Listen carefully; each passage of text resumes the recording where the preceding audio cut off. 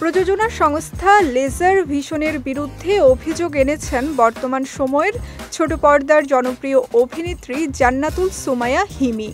সম্প্রতি তিনি দাবি করেছেন, অনুমতি ছাড়াই অভিনেত্রীদের ছবির সঙ্গে আপত্তিকর জোকস লিখে পোস্ট করা হচ্ছে প্রযোজনা সংস্থাটির ফেসবুক পেজে।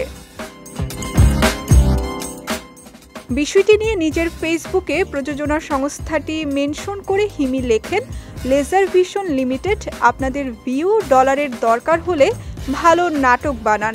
নায়িকাদের অনুমতি ছাড়া কেন তাদের ছবিতে কুরুচিপূর্ণ মনগড়া জোকস লিখে পোস্ট করেন?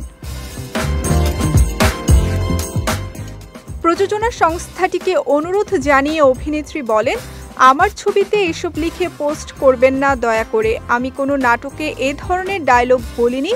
আপনাদের পোস্টে মানুষ বিভ্রান্ত হচ্ছে এবং একজন শিল্পী হিসেবে এটি আমার জন্য অসম্মানজনক। দয়া করে ভবিষ্যতে এমন কাজ থেকে বিরত থাকবেন। এদিকে বিষয়টি নিয়ে দেশের একটি সংবাদ মাধ্যমকে অভিযোগ করে হিমি বলেন, আজকাল ছবি দিয়েও ফেসবুক থেকে আয় করা যায়।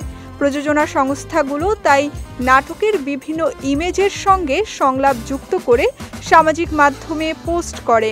আমরাও নিজেদের ফেসবুকে করি। তবে লেজার ভিশন শুধু অভিনেত্রীদের ছবির সঙ্গে আপত্তিকর কৌতুকপূর্ণ বাক্য যুক্ত করে পোস্ট করছে। অভিনেত্রীর কথায় বিষয়টি তারা হয়তো দর্শকদের যুক্ত করছে, কিন্তু আমার কাছে জিনিসটা মোটেও মজার কিছু না, একেবারেই সস্তা প্রচারণা। এতে আমার ব্যক্তিগত জীবন নিয়েও কথা বলছেন নেটিজেনরা। পরিচিতদের অনেকেই ফোন করে বিষয়টি জানাচ্ছেন। সে কারণেই আমি ফেসবুকে পোস্ট দিয়েছি। আশা করি এরপর থেকে শুধু লেজার ভিশন না, অন্যরাও সচেতন হবেন। অন্যথায় এ বিষয়ে পরবর্তী পদক্ষেপ নিতে বাধ্য হবেন বলে জানিয়েছেন এই অভিনেত্রী।